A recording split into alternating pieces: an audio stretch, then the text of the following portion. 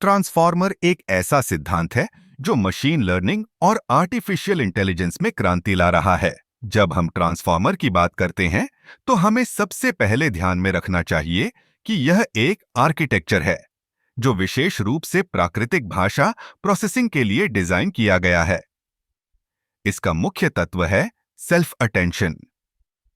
यह तकनीक हमें यह समझने में मदद करती है कि एक वाक्य में शब्दों के बीच का संबंध कैसे होता है। उदाहरण के लिए, जब हम "वह स्कूल गया क्योंकि बारिश हो रही थी" कहते हैं, तो वह और बारिश के बीच का संबंध समझना जरूरी है।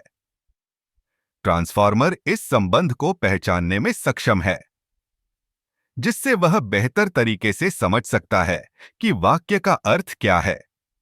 ट्रांसफार्मर की एक और खासियत है कि यह पैरेलल प्रोसेसिंग को सपोर्ट करता है।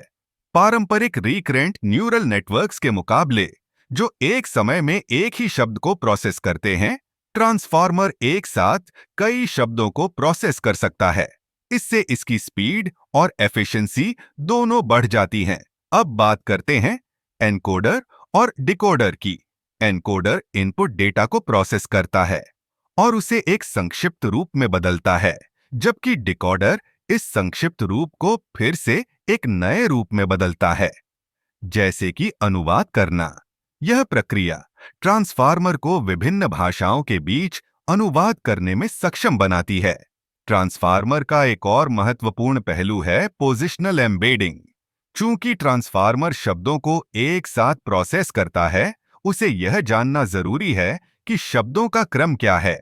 पोजिशनल एम्बेडिंग इस क्रम को बनाए रखने में मदद करता है, जिससे अर्थ का सही अनुवाद हो सके।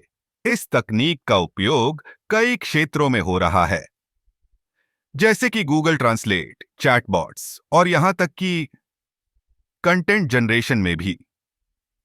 ट्रांसफार्मर ने न केवल टेक्स्ट को समझने में मदद की है, बल्कि यह चित्रों और ऑडियो को भी समझने में सक्षम हो रहा है। इस प्रकार ट्रांसफार्मर एक शक्तिशाली उपकरण है जो मशीन लर्निंग के क्षेत्र में नई संभावनाओं के द्वार खोल रहा है। इसकी क्षमता और उपयोगिता इसे भविष्य की तकनीक में एक महत्वपूर्ण स्थान देती है। इस सिद्धांत को समझना और इसके संभावित उपयोगों को जानना हमारे लिए बेहद जरूरी है, क्योंकि यह हमें एक नई तकनीकी दुनिया की ओर ले जा रहा है।